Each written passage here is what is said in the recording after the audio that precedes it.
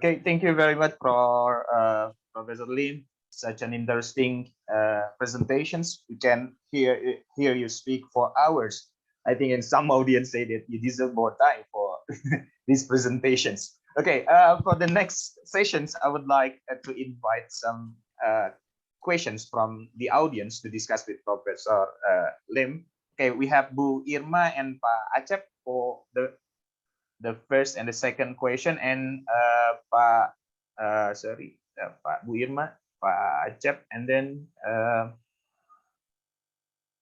okay, we start with Bu Irma. Bu Irma, please, you may deliver your questions. Okay, thank you, the moderator, for the time, and thank you for Professor Merlyna for such an inspiring presentation that you gave, and I'm glad and it's great to know you also, even though it's through this conference. Since you're researching about the internet and the society, I would like to ask you a question in regard to the readiness of Indonesian society in the using of the media technology. And because I saw that people lack of the critical thinking about what they what they come into their hands. And I saw also that the government's role also very limited in, for example, giving an education on information on how to use this kind of media technology. Do you have, can you give us like an outlook or an analysis in this case? That's my first questions. And the second questions, you mentioned earlier that related to the publishing of our research, and you said we should give more attention to what we should publish and how we publish our research. But as you know that it is the regulation worldwide, including in Indonesia, to direct us in publishing our research into the Scopus indexed journal. And this can mean that people will not less care about what we publish, but we are concerned about where to publish it. So do you have a comment on this kind of this regulation? Thank you very much. Thank you, Bu Irma. Professor Lim, would you like to answer it directly, or you would we wait for another question to come up? Thank you so much for the question, Ibu Irma. The second, I just will answer the second one because it's easier. Yeah, well, everywhere, right? Everywhere in the world, Canada is not an exception. We are measured by H index, Scopus index, journal, and blah blah. I will not say what is my. I'm not a big proponent of that. Having said that, I do publish in top tier journal, right? But I think to produce good research, we shouldn't be preoccupied by the journal. I think on one hand, I am a proponent of that. So we would research, we would write because we want to produce high quality research publication that is useful. And I've been blessed that I've been blessed, but at the same time, I experience the fact that I don't have to change what I believe in order to publish in top tier journal. I just have to write really well, right? So I actually am not preoccupied by number. Having said that, I'd say that not because my H index is low, it's actually pretty high. But I don't care about that, right? So I think I care about high quality publisher. Therefore, my article is accepted at the top tier, which is absolutely Scopus index. And therefore, it is well cited. Therefore, I have high index. So those should be shouldn't be our focus, but should be like the impact, right? The ramification of what we do. So I think what people do sometimes is the reverse. Because you want it to be high, therefore you publish, and the publication, I've been reviewing many articles, and sometimes I was thinking, why people write like this? Because they just want to be easy. So if we reverse the thinking, the quality and the softness and everything, that even though I not necessarily agree with that, but that will be taken care of. So it is a reverse thinking rather than be preoccupied, right? And I could assure you, if you're strive to be a good researcher and contribute to knowledge and society, therefore you would be published well. Therefore, right, other thing would be taken care of. The first question is difficult to answer because it's very sort of like, there's so many factors, right? So before, of course, under Suharto, we have government who actually really trying to control technological development from satellite, right? It's very right? Now we have the reverse, right? The government who actually don't. The government is very economic driven and infrastructural driven, but also very embracing the power of corporation, right? Corporation have most to say about the development of media and technology. So in that case, it's actually becoming very harder to really control, because it is not in the hand of one entity, but in the hand of capital, and it's very opportunistic different, right? Change because of the economic opportunities. So, and this is not necessarily just a problem in Indonesia, of course, it's typical in many countries. And I think, and very little we could do I mean, we cannot change, right, the trend. However, I think it is important to intervene at various points that, for example, there are different ways we could intervene through institution by focusing our research, for example, on policies. I think policy is important, right?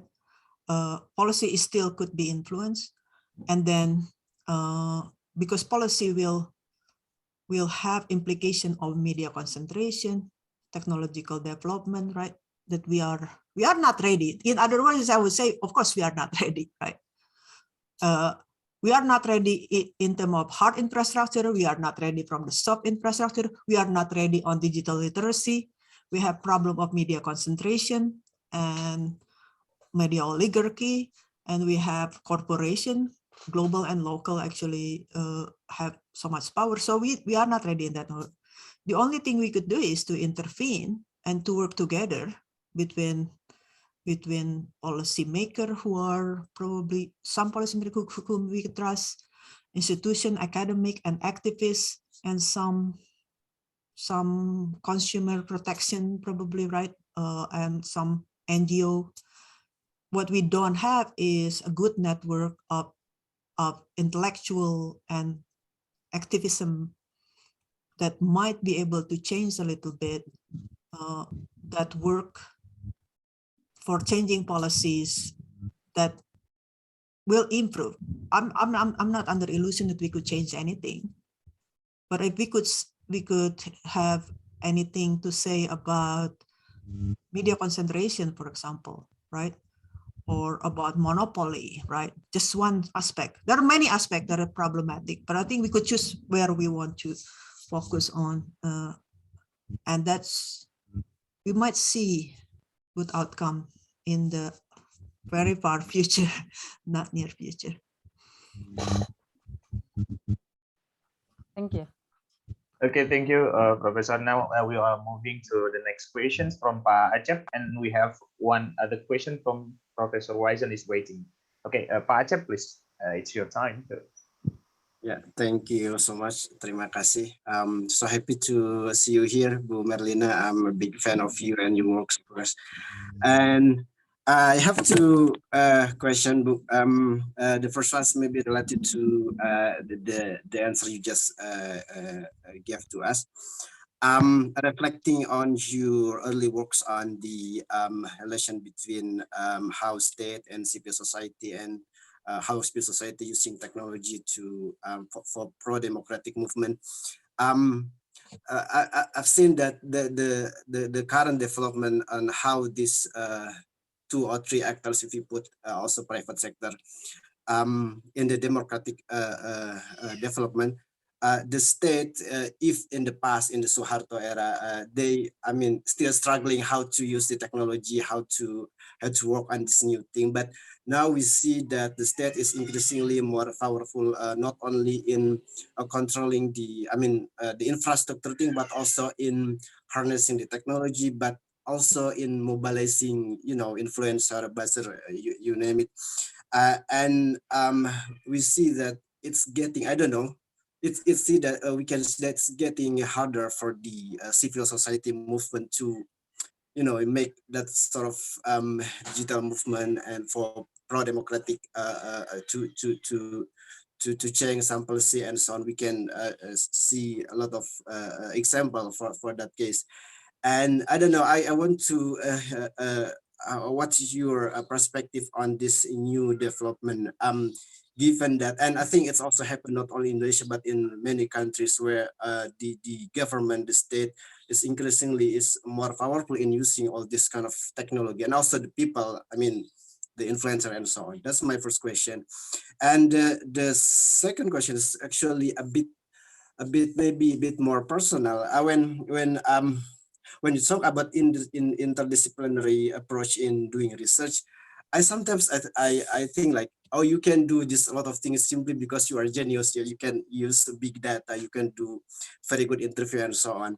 But when like ordinary researcher like me, for instance, trying to do this kind of research, meaning that I think we have to understand the concept, the frameworks from different disciplines. We have to also understand different kind of gathering data, using technology, dealing with many different kind of people. And do you have any, I don't know, experience and how actually we can when we want to do this interdisciplinary, what kind of challenge we may face, especially in terms of skills of this theoretical understanding we have to have, and how to deal with this challenge. Thank you so much. Thank you so much. Should I answer? Yeah, a lot of questions, I think. Should I answer? Thank you so much for excellent questions, Pak Acep.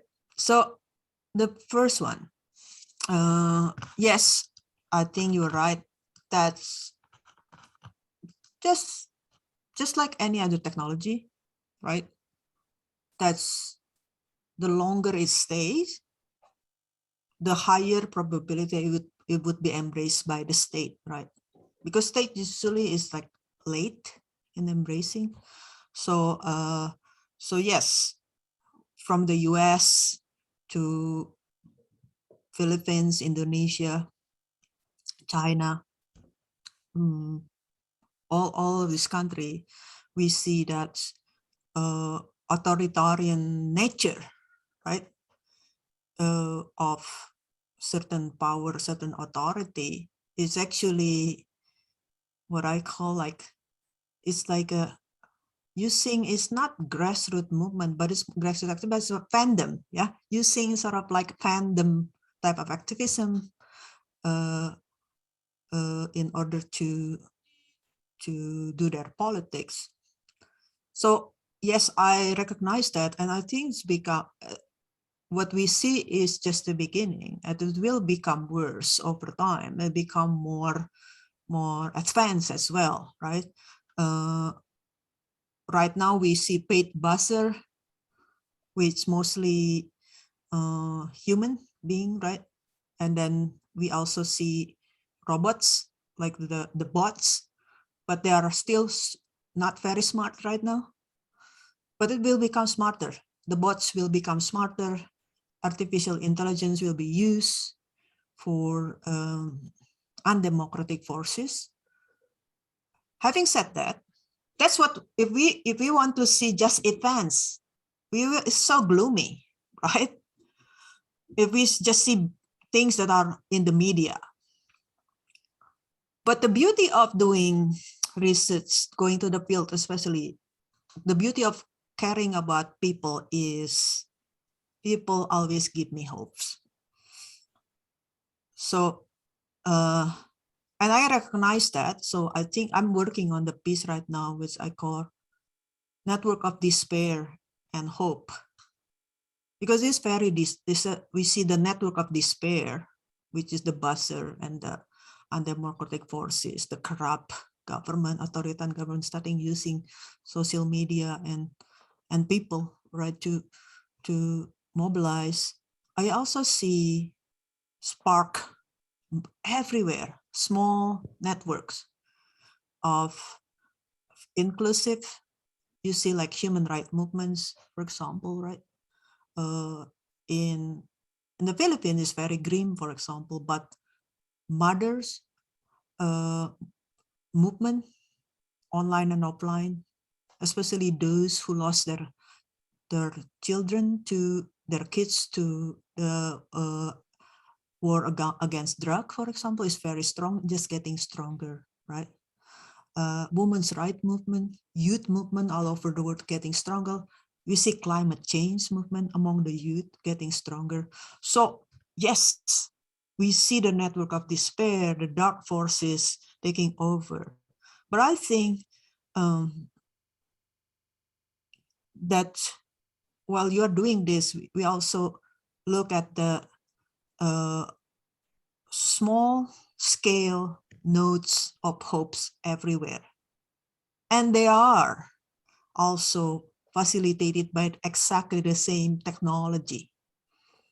And I think to embrace both, to look at both. And I think while doing research, I always feel that I have obligation to give them, actually, to encourage them to be networked to each other. Because there are more of these people who believe in humanity and fairness and equality. But how to while doing research was also to be part of the network itself, right? To get people be networked to each other, because larger network is what we need. The network of this small spark all over Indonesia, all over the world as well. So and doing research by getting to know this whole small scale research, right? Not only looking at the big trend and then going to the field and asking, interviewing people, and as people give you hopes, I always like feel humble when I meet people. Not when I mine the data, because I don't see any who are these people, but when I talk to them, that give me hopes, because I see many people who are still, and then people stay. These people still will be there, I think. So the fight is probably becoming complex, more complex and difficult, but it doesn't mean we are totally hopeless. That's the only thing I can say. As for the second one, it's not like I never face any difficulties. Well, I mean, it's also not that everybody around me would just say yes wherever I should publish, whatever, you know. At some point, I'm now in communication. I used to be in the more sociology. My director said, this is before I got tenure, said, you had to publish in whatever journal, you know, so, and use certain discipline. But I think, and when you start to embark in being interdisciplinary, it is difficult. It is challenging, right? And but being interdisciplinary doesn't mean you are not having any discipline. Being interdisciplinary, you still be within sociologists, you are anthropologists, you are historian, except that when the problem, the research that you're doing necessitate you to look at probably the tool, to use the tool differently. Sometimes it's the same method, but it is differently. it is already interdisciplinary, right? It's just a matter, what I'm trying to suggest is you don't have to embrace all of these tools. And like I said, I didn't use all the tools at the same time. I was talking about at different point in my research, I use different tools, right? And of course, I'm kind of particular as well because I was trained in engineering, right? So I know computer, which is probably not is the case for most of social scientists. So you just do one method really well, but also being open to other methods in combination to whatever skill that you have. I think not to be what I'm trying to warn is not doing certain methods just because you can or because you get used to it. But also if you need to do because you don't have energy or any time to learn about new methods, if you know you get used to do just one method, do it really well and understand the limitation, what it cannot do, right? And what it can do well. So it's more about